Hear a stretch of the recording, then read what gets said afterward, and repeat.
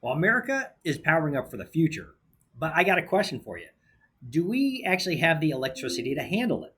Between electric cars and AI data centers and major manufacturing comebacks, demand is set to skyrocket.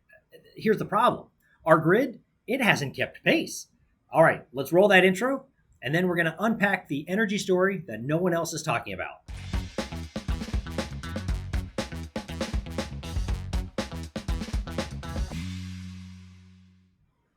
All right, welcome back. I'm Chris Hobart, the Wealthologist. Now, let's talk about one of the biggest issues flying under the radar right now: America's electricity future. You see, the US, we're not facing a shortage of energy resources. Quite frankly, we've got natural gas, we got oil, we got renewables, you name it, we got it. The real problem, it's infrastructure. Getting power from where it's produced to where it's needed, it's kind of like trying to pour a fire hose through a garden straw. Now, here's what's happening. EVs right now, charging up across the country. I recently got one, kind of unique and interesting process, but I can see the draw of that. You've got AI data centers are gobbling up megawatts like they're Pac-Man, and you've got factories beginning to reshore or show interest in reshoring in the United States, and they need reliable power to compete. Now, this is great for growth, right? Hooray! But this puts massive strain on a grid that's already got a D plus grade from the American Society of Civil Engineers. We're talking about aging transmission lines and clogged interconnection queues and not nearly enough investment in high voltage projects.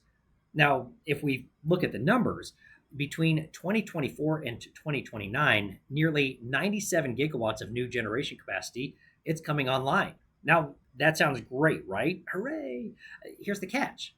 Almost all of it is renewables, mostly solar. Meanwhile, you look at coal and it keeps retiring, and natural gas, it's not being added fast enough to make up the difference. So, what does this mean? Well, we're relying more on what we'd consider intermittent power, solar, that may or may not be there when demand spikes. And here's the thing: demand, it's a spike. From 2005 to 2020, US electricity was basically flat, really thanks to some efficiency gains. But since 2021, man, it's been straight up. Forecasts keep getting revised higher and higher and higher. And now we're looking at demand jumping from 12.5% from 2024 to 2029. That's more than triple what experts thought just a couple years back. Now, there's a big kicker here: China. China, quite frankly, kicking our rear. You see, back in 2011, US and China power capacity about the same, neck and neck. Since then, China has boosted capacity by over 200%. The US, 25%. That should scare us. In 2024 alone, China added 10 times the power generation that we did.